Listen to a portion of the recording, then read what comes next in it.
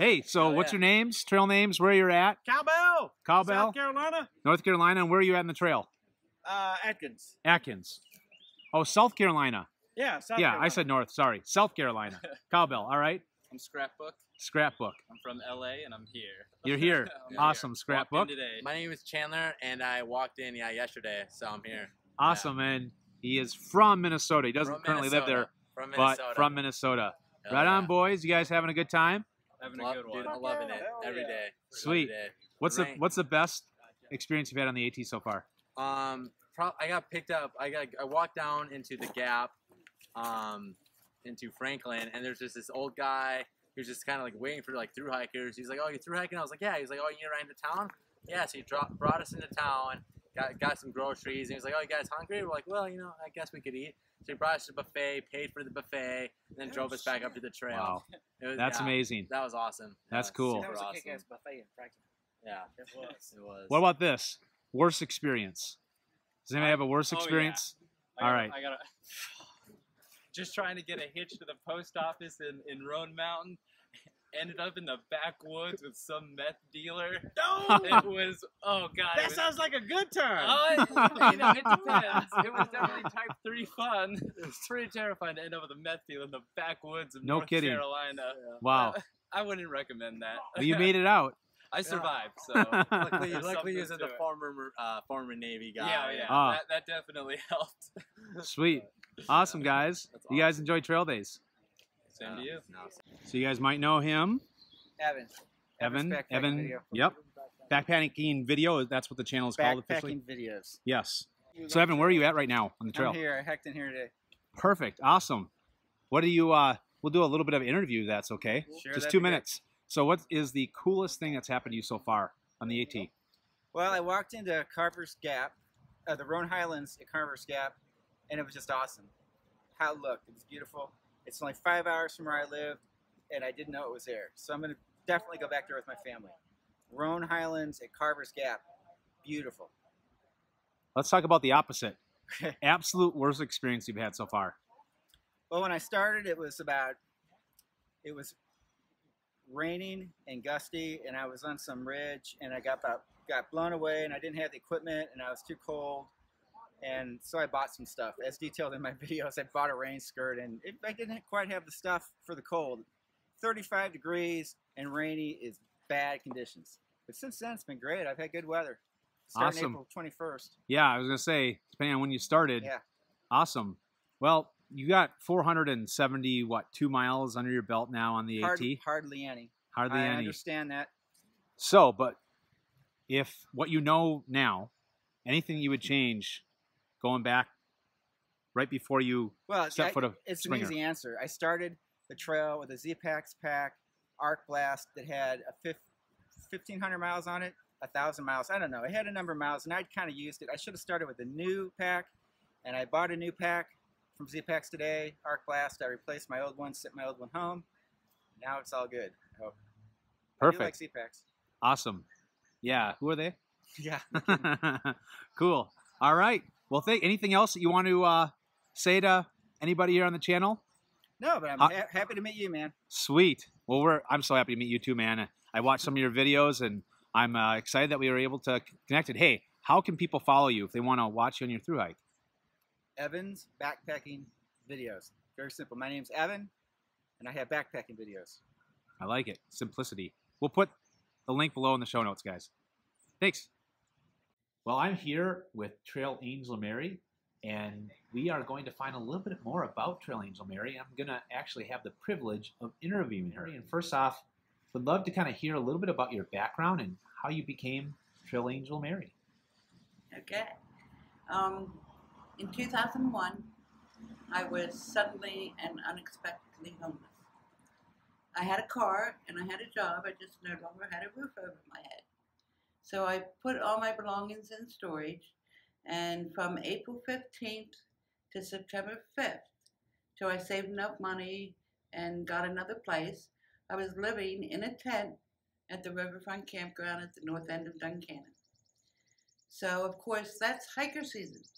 So I started meeting hikers, and when I learned what those crazy folks do, I figured they could use some extra potassium. So when I would leave the campground to go to the grocery store, which I had to do pretty much every other day if to get nothing else but ice for the food in my coolers, if I saw hikers' tents, I would buy bananas at the grocery store and give the bananas out on my way back in. That began my journey with the Appalachian Trail family. Wow, that's amazing. So how long ago was that? Did you That say? was in 2001. 2001. Fantastic. So 17. 17 now. So yeah. Wow. 70, wow. So so currently what do you do today now? How are you affiliated with the trail now?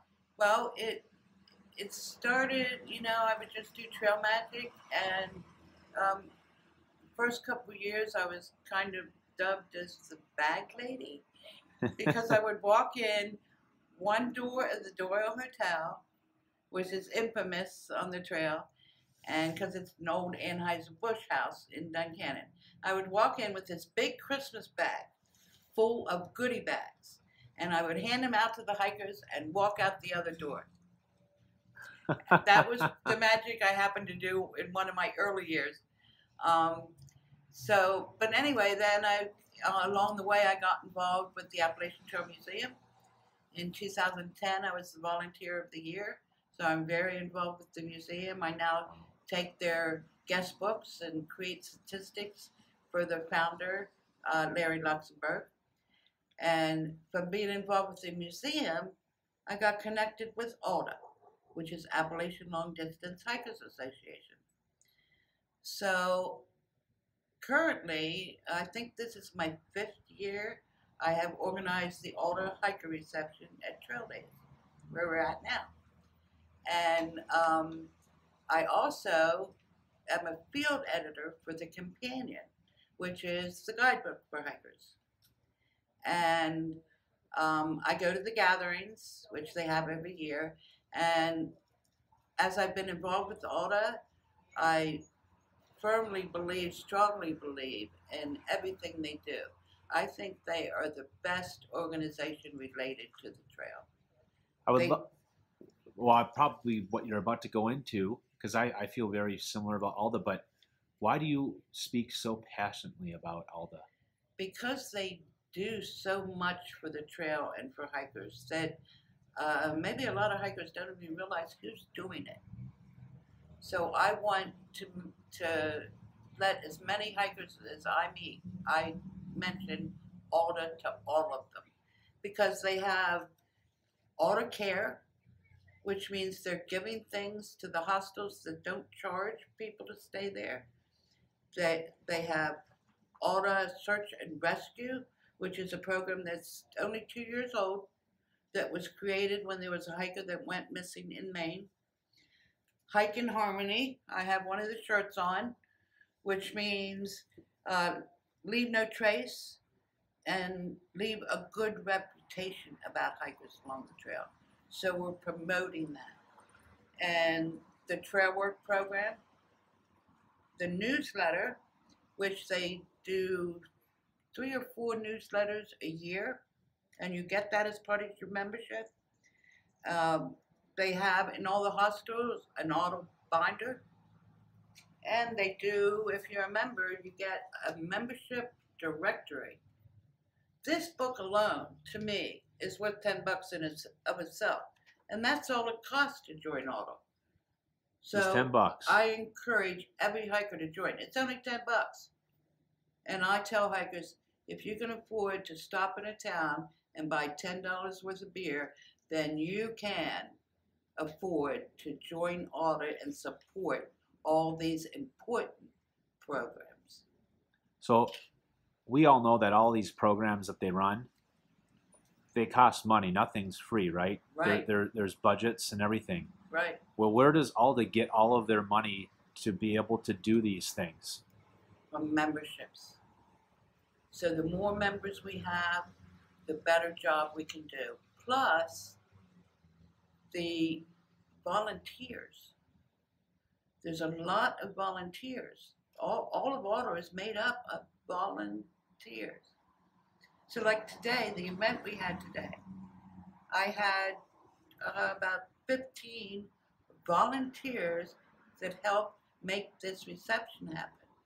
The same things happens with the trail work and the search and rescue. It's all volunteers. So not only can you become a member, you can also find something that you can do in one of these programs to volunteer for Alda. How can people do this? Where do they need to go? They need to go to alda.org. They can learn everything they need to know about Alda, and they can find all the contact information for all the board members of Alda. Fantastic.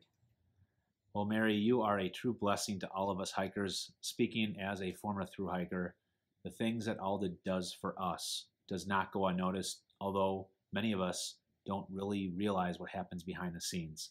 But it's people like you and organizations like Alda that makes all this happen.